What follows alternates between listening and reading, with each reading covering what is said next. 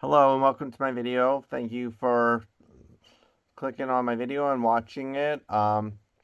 Please click the like button and please subscribe to my YouTube channel. I know that a lot of people might not subscribe because I do a variety of videos, video game videos and everything, but every subscribe is greatly appreciated. So today's video I want to talk about trauma and mental health.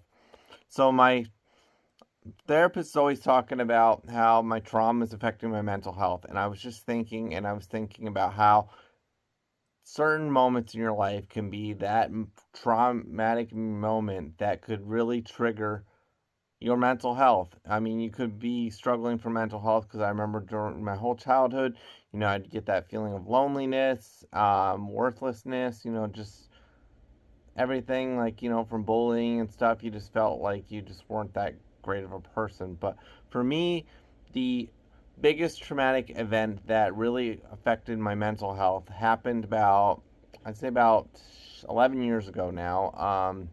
But it actually started to develop with this because it was a relationship. The relationship probably started, I don't know, probably like 14 years ago or so. But the traumatic moment came from this girl who I was dating who would mentally and emotionally abuse me to the point where I would allow her to get away with stealing my identity to get a car loan and to get student loans. And then once I got started getting a better grasp of my mental health, I figured I thought this isn't right because there for a while after she did this, I was starting to get letters in the mail saying how she was past due on the payments. And, then it just kicked my mental health into overdrive thinking, because at the time I wasn't someone who liked debt.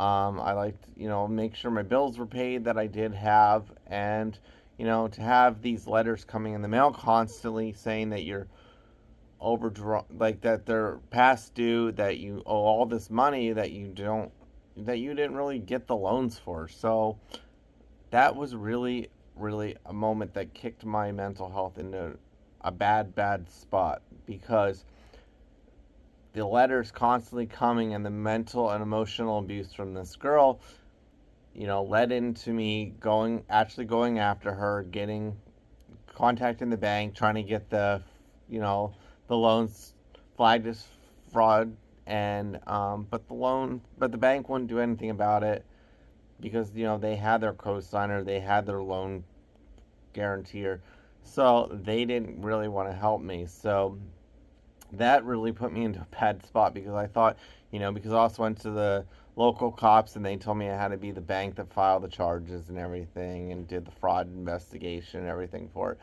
So that was a failure right there.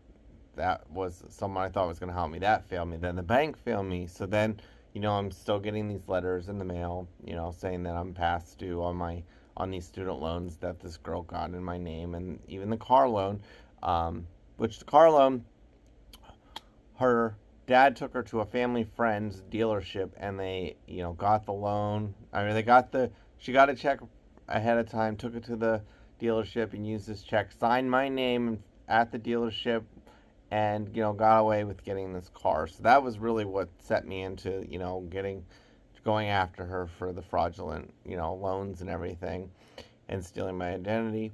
Um, so, anyways, bank wouldn't do nothing, cops wouldn't do anything. So at the time, I didn't have the best job, so I didn't have the money to pay all these overdue loans that this girl had gotten in my name, and that put me into a that put me into this really bad spot where I, you know, started using eBay to sell my own items that I did have. And, I was trying to sell my own items to cover these loans because I didn't want it to ruin my credit because, it's hard to establish credit, especially at a young age that I was at. So, anyways, so I started selling my stuff, but then eventually I ran out of my own stuff to sell that I didn't want to, like, because I had stuff I didn't really want to get rid of. I didn't really want to sell to cover these loans, and I just like that emotional abuse because at the time this girl when I went after her with the bank and everything, she found out. She ended up beating herself up, going to work because we worked together, and telling everyone that I did it. Um, and then she told her father, who, would always come after me when he saw me out in public. It was a really bad situation that really, really did affect my mental health. And, so, anyways, so I run out of my own merchandise, and I work in a retail store, and then I got this bad idea because my mental health was just telling me, you need to get money, you need to get money, you need to get money, no matter how you do it. So then I ended up starting stealing from the store that I worked at, and I did this for probably like 3 or 4 months, and then I got caught. Um, got criminal charges against me, got felony charges against me. Um, and I had to pay back the store over $30,000, which some of it is not stuff I sold or stole. It's stuff that was missing from the department because I was department manager for the home goods. So they threw all that stuff into, and I ended up writing them a check for $30,000 because my lawyer told me that it'll be fine. You can just pay the money and you'll have the best outcome. That wasn't the case. That was me admitting that I was at fault and that I did this and I stole the $30,000 when it really wasn't that much. Um, so, anyways, that kicked me into a really bad mental spot because after that happened, after I got fired, the girl that I was dating, because we were still kind of in a relationship, but not really, um, she informed me that she had been cheating on me the whole time we were together, and really put me into a dark spot. I remember after that, I remember laying on my couch at my dad's house, probably for a good 3, 4 months, not knowing what I was going to do, not knowing how I was going to make it through the day, not even knowing how I was going to make it through the next second, because all I wanted to do was get rid of my pain, because the pain was so overwhelming that you didn't even want to go another minute, not even another second. So, then I kept doing this for sleeping on the couch, just not moving, just laying there watching TV and only getting up to go to the bathroom, barely eating. So that got really, really bad, like I said, with the overwhelming suicidal thoughts. You just wanted to die, but you didn't know how to. So then that led to me getting a dog because I needed something to live for. It was the greatest moment ever because I sold Ninja Turtles on eBay to get him. And then I went and got him. And when I went to the person's house to get him, they had about, I think it was like 4 of them. And the other 3 went to play him. He ran over, knocked me on my butt. And I instantly knew that that was the dog for me. That was the dog that was supposed to be in my life at that moment to help me get through this mental health struggle I was going through. So, anyways, I mean, that gave me something to live for, but I still had those suicidal urges. I just had those suicidal thoughts. I just still wanted to die, even though I had something to live for. It helped, but it didn't take it all away. It did not. And I remember driving home one night from work, and, just the suicidal urge just took over me, and I ended up trying to kill myself by wrecking my car into guardrails. Luckily, I still had my seatbelt on. I forgot to take my seatbelt off to, make it so I would have probably died or really got seriously injured. Unfortunately, I didn't at the time. I mean, fortunately, now I didn't do it, but back then I was thinking, like, man, this is the most unfortunate thing. I just wrecked a car and didn't get the desired outcome that I wanted. Um, but, anyways, I just remember that being that turning point because that was the time when I lost trust in everyone. I didn't want to be seen anywhere because I remember going out in public. I'd go to Walmart and people that used to work with me would go and find Walmart managers. And then the next thing you have people following you around the store. And I mean, you think that they're Walmart loss prevention people, but you don't know. They could be just some random person that wants to rob you, because they're in plain clothes. And then you would go into like just random aisles to see like if they would follow you, like diaper aisles or like stupid stuff like that toy aisles, and these grown-ass men are still following you around even when you go in these random aisles. So that really kicked into a level of paranoia for me that I still, had for like a long, long time, because you have that fear of going out in public because you're afraid of that criticism. You're afraid that people are gonna judge you and that know you, um and that paranoia is still in me today, because I mean, with everything that's going on with the legal trouble, um I went out to Walmart a couple months ago, and there was a girl that I used to work with taking my picture to send to people. So then that sends you into paranoia again, because it's that past reliving itself, and it's a sucky, sucky, sucky situation to be in. And it does not help your mental health, and it's a really tough mental struggle to be going through with all that. And then I remember, after the failed suicide attempt, I just remember feeling like you're a loser. And I just remember losing everything. And losing everything really makes your mental health go back down even more and more and more. And, I just remember you lose everything, and now you have to rebuild everything, which is happening again to me. It sucks, because everyone's like, that knows like about the past with the ex-girlfriend like all those years ago, and then the legal trouble now is just like, oh, you're just a career criminal and all this other stuff. But that's not the truth. It's not the truth. It's the farthest thing from the truth. um, Mental health's a horrible thing, and when you don't know that there's the resources out there, because I didn't know the resources 11 years ago that I could go get help, get medications, get prescriptions, get a therapist, see a psychiatrist.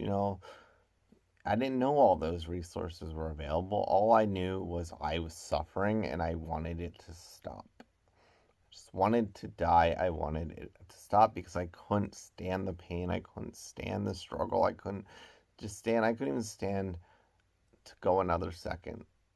And, and then I remember another thing, like, you have that pain because, you're with this person like 3 or 4 years, and you find out they're cheated. They used to sleep over all the time and everything like that. And now you don't. Now you have that.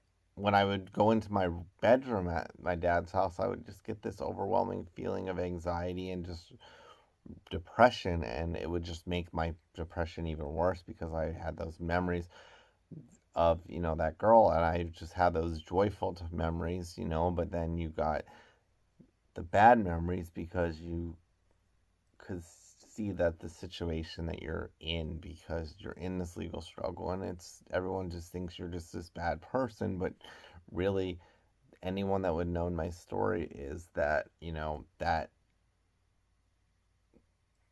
her stealing my identity, her getting those car loans, her getting those student loans, not paying them, me getting the things, and then her going to work to try to get me fired and in trouble by beating herself up and going tell everyone at work that I did it and I didn't do it. Um, it just sucked, because you got all these negative things going against you, and it just batters your mental health. And, I know there's people still today that I used to work with that will totally disagree with me and say, oh, you're just a horrible person. But really, anyone that gets to know my story, and, I have the proof. I show people the proof of the check, copy of the check that this girl signed in my name. I have that proof. I show people, but they still refuse to believe my story. And it sucks, but it is my story. It's the story I'm going to tell, and I'm not going to lie. I lied. I mean, I admit it. I admit that I stole from the store. I admit that I tried to kill myself by wrecking my car. Um, it's just a sucky, sucky situation. And, recently, I think it was like a month and a half ago, that girl sent me a friend request of all things on Instagram, and I was like, what the freak? Why is this girl sending it? And then it just brought back all those memories. It just flooded like a dam breaking, and just brought all those negative memories in a time when I'm going through a really, really tough struggle legally and mentally.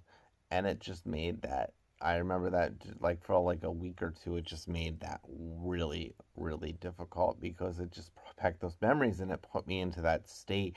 But I have that, that moment, like that help that I have now with the medications, therapy. I have those resources that helped me get through it, but it still put me in that funk where I just didn't know how I was going to go through another second again, and I don't know why. I don't know why that simple friend request brought back all those repressed memories and trauma. And it sucks because I was telling someone about it, and I was like, I kind of have the PTSD and everything from the past trauma, and, especially that horrible experience because that was a horrible time in my life. Um, and people are like, PTSD isn't for mental health, it's only for military people. Why are you being so disrespectful to military veterans and everything? Which I'm not, because PTSD is real and it is real for mental health. I do not disagree that it is real for people that have gone in the military, but what I'm experiencing when that happened was PTSD, and it's just sucky because it puts you in this negative spot. And it's just like you question yourself now that you're in a better state of mind. You question yourself, why would I do that? Why would I steal from a store that gave me a job? Why? Why would I ever let my mental health get that bad? Why would I do all this other stuff? The whys suck, and the whys really, really eat the shit out of you because you think back, you're like, if I didn't do that, if I just was stronger back then I wouldn't have been in that situation. And where would I be? Would I be in a better spot today? Probably. But you can't change the past. All you can do is learn from it, use the strength to carry on. And, I just realized, I look back then and I think about how at that time I was in a really, really bad spot. A different bad spot than it was a really different bad spot because back then I didn't have the medications, I didn't have the therapy. I was just going through the struggle alone.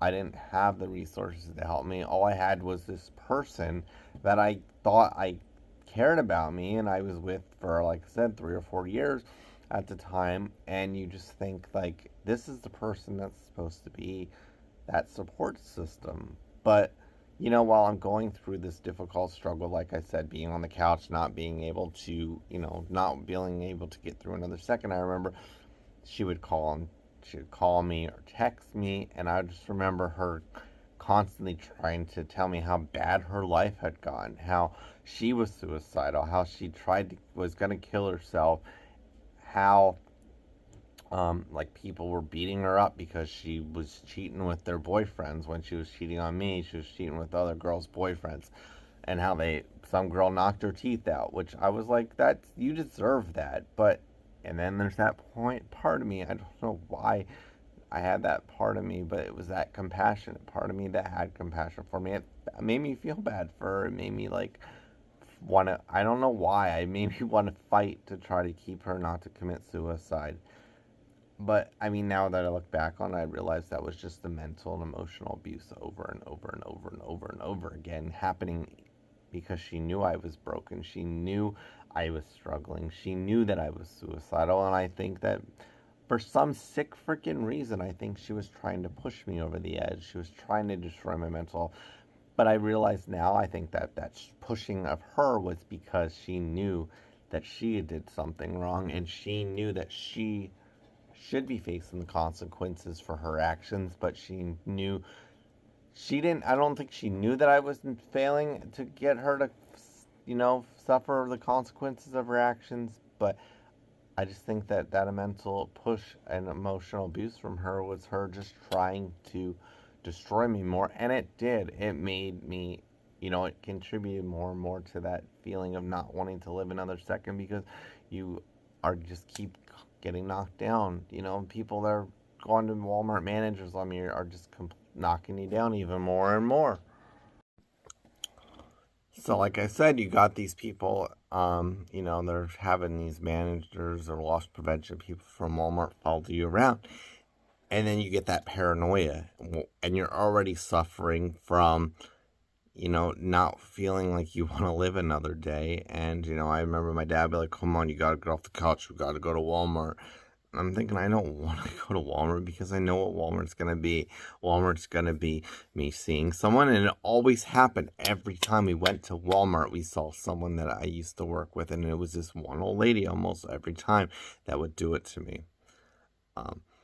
But that's not the whole thing.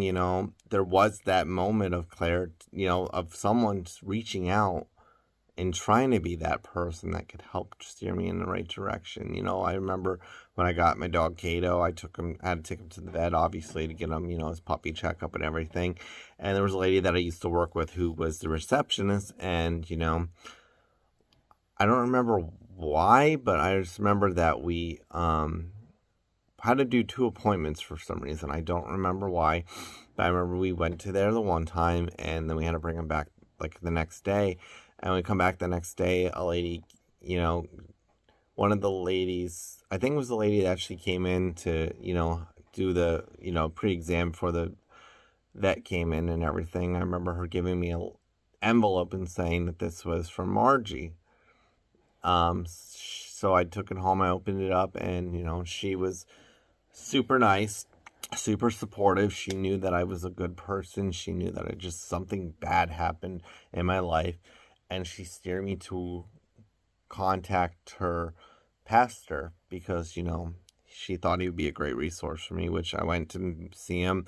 And it turned out he had gotten in trouble because he had been in a joint partnership for business or something and wrote a check, and his partner went after him for criminal charges, and he got criminal charges. So he was a great resource. But I was going to go to church that Sunday, but then I found out that the lady that had been doing all this stuff to me at Walmart went to that church.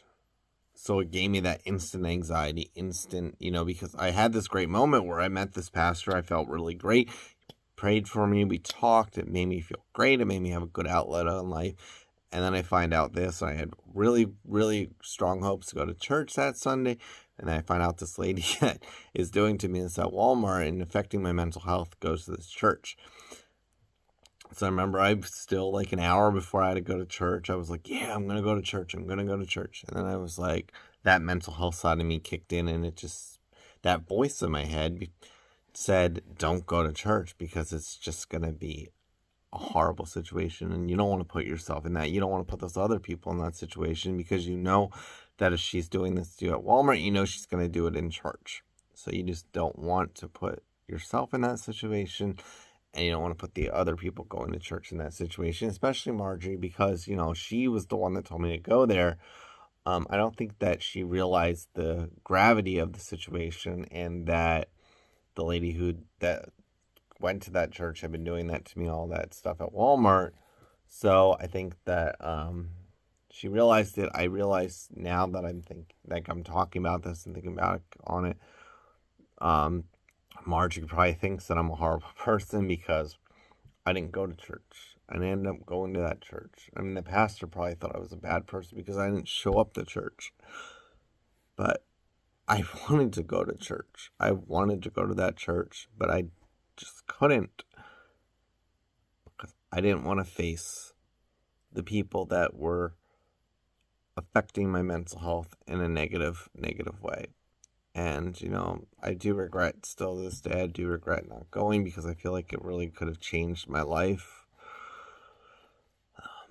But I just remember, like I said, all this drama. And then I eventually got a job. And then I lost that job because the newspaper posted this horrible article about me. Got me fired from that job. And then I ended up getting another job.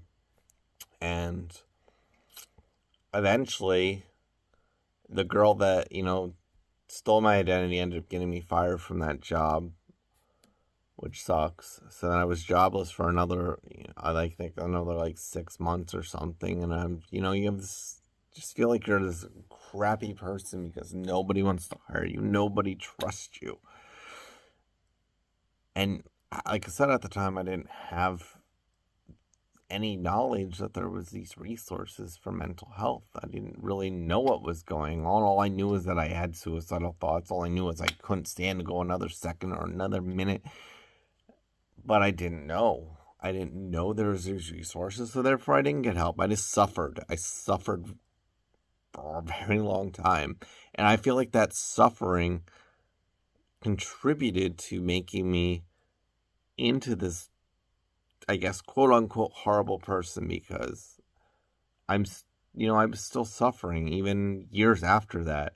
I remember I dated a girl named Steph, and I just had this overwhelming anxiety because you're afraid this girl's going to Google you or somebody else is going to Google you, and you're just going to see this horrible, horrible article that this newspaper wrote about you. And you just feel like you just want to hide. And I just remember the relationship was crappy because of me. It was crappy because of me not being able to get a hold and get control of my mental health. And, I do regret it to this day of ruining that relationship, because honestly, now that I think about it, she probably would have been a great girl to date. She probably would have been a great girl to marry, start a family with. But unfortunately, I didn't have my shit together. I didn't have my mental health together. And, I ruined that relationship. And, it just stems back to 11 years ago when I didn't have control of my mental health and I didn't know the resources. And, it sucks. And to this day, there are still loans out with me, the co-signer, that this girl stole my identity for. And I don't know if they're ever past due anymore because I've moved since. And, it's just like, I don't know. I could be past due and I just won't even know it because they go to the other address. And I don't know. I just feel like I wish I could deal with that trauma, because I feel like that's part of my problem. Like, I feel like that past trauma, I feel like really contributed to my reaction when this last girlfriend that I had that I moved in to get a full-time job cheated on me. And, told me that she had been cheating on me the whole time. It's like constant. It was like a constant. It was like a reminder, like, this last girl cheated on you, now this girl cheats on you. It's just, I don't know. It put me in a really, really bad mental health spot, and I still am struggling from that last girl cheating on me. I don't know why. I've been on medications, but that was a bad thing, because then they didn't properly diagnose me. I told them that I was feeling more manic. I was feeling manic before, and I was up for over 120 hours, and they told me that was normal. That was normal, and I just needed to take the meds, and then I needed to take more meds, and then I needed to take higher dosage of medications, and then it was just a whirlwind that put me into this super manic spot where I was working like 80 plus hours a week. One week I pulled off 96 hours in a week, because I just had this total energy. I was full of energy. I was never tired. And I just remember, like, telling my doctor constantly, I have this family history of bipolar. I am feeling like super manic from this medication, and it's just putting me in this like sugar rush, a manic phase. And it's just like a little kid on candy, but me on my medications. And, I saw probably like 10 to 15 psychiatrists in like the year and a half, 2 years from when I got the medications, and everyone was all like, you just have adjustment disorder, you don't have depression, you don't have anxiety, you just can't deal with life. And your medications aren't making you super manic, and they're not really having a negative effect on you, and you just need higher dosages because your dosages aren't good enough. Well, that wasn't the case. I remember being in this hypermanic phase, like, you can work all these hours, but then you got the negative side of this hypermanic because you think you're unstoppable. You think you're invisible. You're invincible. You think that nothing can hurt you. And you just can't make sound decisions again. And unfortunately, I, was buying merchandise at the thrift stores and everything, but it turned out to be medical stuff. And that last girl that cheated on me decided to go to the compliance hotline and tell them that I was stealing shit from the hospital, which I wasn't. I bought all my stuff legitimately at auctions and thrift stores. And it sucks because then that just put me in this mental, just horrible spot. Horrible, horrible, horrible spot where you're already unable to make sound decisions that are good decisions, and now you got, on top of that, you got a new depression coming your way because you don't have a job. Yeah, I had in school, but I don't know, it just put me in a bad spot again, and I don't know what happened, but that really just put me into a bad spot that led to February. This was February, and shortly after that I got fired. Apparently I don't have recollection of this event, but I'm currently being charged with it. And apparently I set my dad's house on fire. Don't have any recollection of it. I have no idea. All I know is that they say that I confessed to it, but I don't even have any recollection past my initial interrogation interview with the cop, and then apparently it went on a long time after that, but I don't have recollection. Apparently that night I told my dad that to take me home and leave me there and go to Walmart so I would end myself, but he ended up making me go to the inpatient stay, which was totally worthless because I didn't have insurance. The doctor flat out told me, and social worker flat out told me, we're not going to give you appointments with our psychiatrist and our psychiatrist because you don't have insurance. You have medical assistance, so we're not going to set you up with appointments. You have to go see the local mental health agency to try to see if they'll help you get appointments. Total failure by the healthcare industry, just saying. But anyways, so now you have this mental health struggle. You're being told that you committed a crime you don't have recollection of. You're being told that you admitted to it, but you don't have recollection of it. And you're still manic. Then when you go inpatient, let's give you higher dosages. So I'm maxed out on 3 psych meds upon discharge, plus giving a high dosage of my PRN. And you're just super manic from it. You can't make decisions. You don't know what's going on in your life. I don't even remember anything after that until I got in with the psychiatrist and a therapist. I remember getting in with my therapist, Lauren, and, she really saved my life because at that time I was dealing with this mental health struggle because you're being told you did something you don't have recollection of. And, at that time, I didn't plan on living past that weekend, but that just the way she interacted with me that first session made me want to, keep going. And then eventually got rid of the suicidal thoughts pretty much. I still had them, but not as bad. I didn't really have a plan anymore, which is bad because the plan I had was to use sodium nitrate, and I still have the bag of sodium nitrate that I bought from Amazon to use to commit suicide in my bedroom, and I see it every day. So it's a constant reminder, hey, you were going to use this as a way to commit suicide, and this could be your way out, but it's not the way out because suicide's not the answer. And so anyways, I finally get in with my psychiatrist, who actually listens to me and says within the first 5 minutes of talking to her, she's like, this isn't normal. You shouldn't be awake for 120 hours. You shouldn't be full of energy all day and not be able to sleep. You have bipolar, just like, I was like, well, I do have family history of bipolar disorder and bipolar depression. And she's like, you have bipolar, and the medications you're on are making you hypermanic, like they're making you like you're on a sugar rush. And what you are feeling is, and have been feeling for like the last year plus, is legitimate. It is the truth, because you were on the wrong medications for bipolar disorder. So that really changed my life. But, you know, I find out, like, I don't know, next week, this coming Wednesday, I have my sentencing hearing.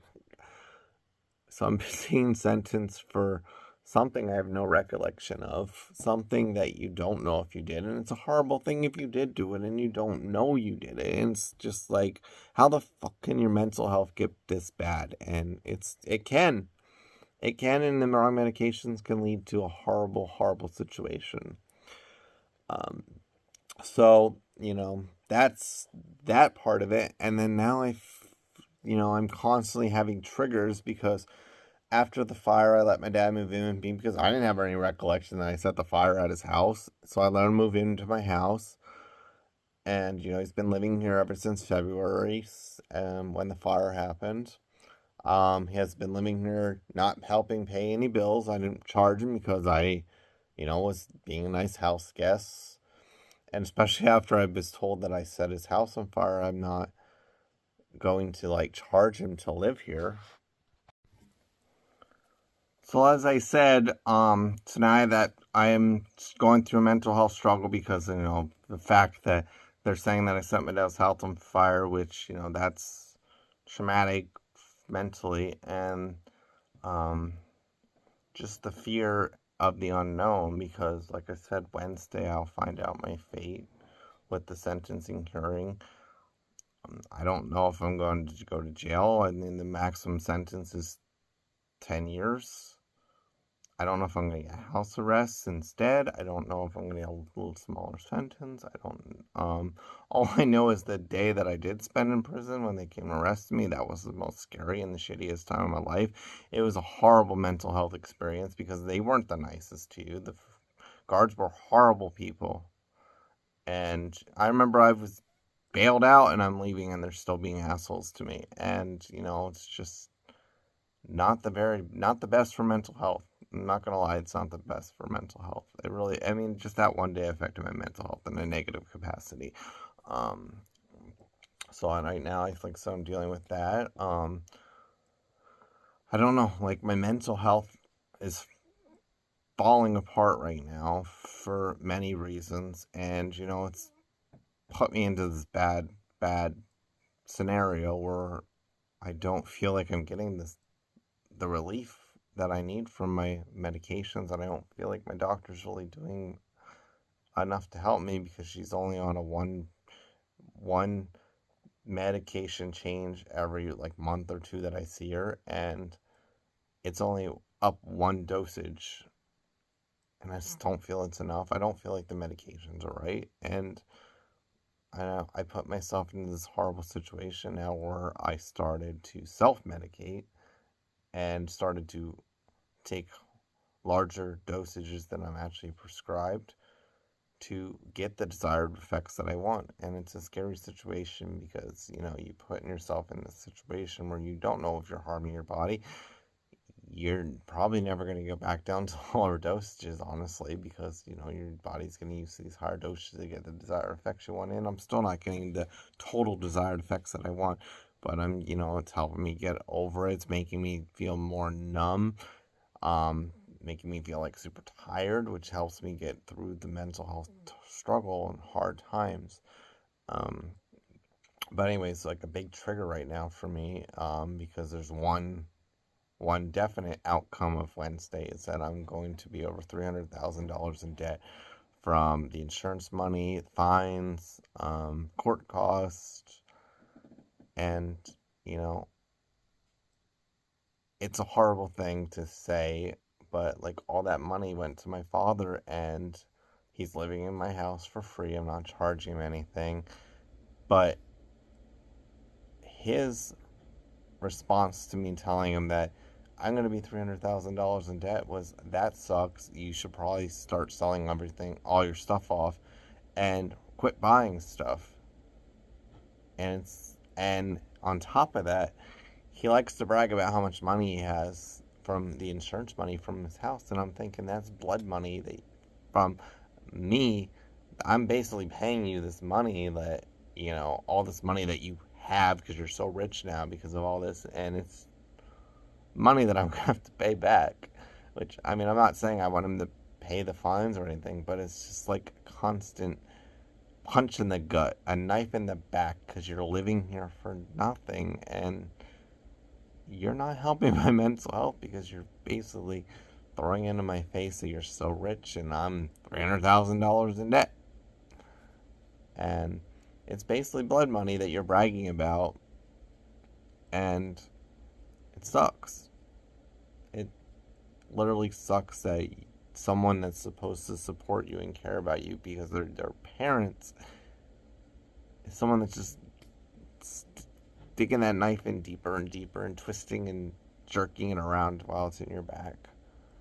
And they're destroying your mental health. And, it's bad to say, but my mental health is getting so bad that I honestly don't know if I'm going to make it another year. I don't know if I'm going to make it another week. I don't even know if I'm going to make it another month without going through and committing suicide, because those jabs from him are just so much on top of the other mental health struggles that are going on right now. And I don't know if I'm going to make it another day, and I'm just scared because of the outcome. I don't know what the outcome's going to be Wednesday. I'm hoping for the best. I'm hoping that I can get house arrest. I can, find someone that's going to give me that opportunity and hire me so I can get my life back together, pay off this $300,000 in debt, and eventually just be like to my father, take your money, your blood money, and just go. Because obviously you don't care if you're affecting my mental health this bad. And it's not just this situation that he's affected it. And I tried to talk to him about my mental health before I was throwing the money in my face. And his constant reminder was that I was saying that he caused my mental health struggle. No, I'm just trying to talk to you to understand that things that you do where I'm trying to make a living through eBay and reselling stuff, and you're bitching at me constantly if I buy anything to resell. It's not helping. It's putting me into a situation, honestly, where some days I don't know how I'm going to make it through the day. I don't know if I'm going to make it through the day without having suicide urges and doing it, because I've already have 3 suicide attempts. Once with vehicular, once by hanging, and another time through medication overdose. What's going to stop me from the 4th time? Because I literally stare at the resource that could take my life in 30 minutes every single day, and I don't have that strength or that courage to just get rid of it. I don't. It's a scary situation, and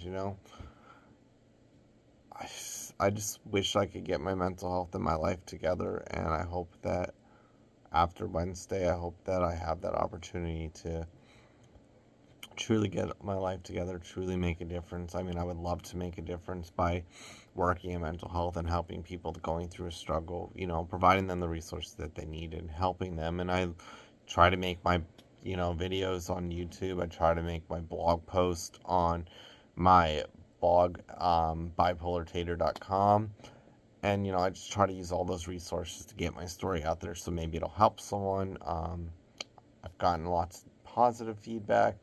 I've gotten some negative feedback that just tell me that I'm a career criminal, I'm a horrible person, and that I'm trying to use mental health to cover up my horrible deeds that I do. And there's people say I don't have anything mental health wrong, and it just sucks because you know what you're going through. They don't know what you're going through. There's internet troll on their computer just saying whatever negative thing they want to say.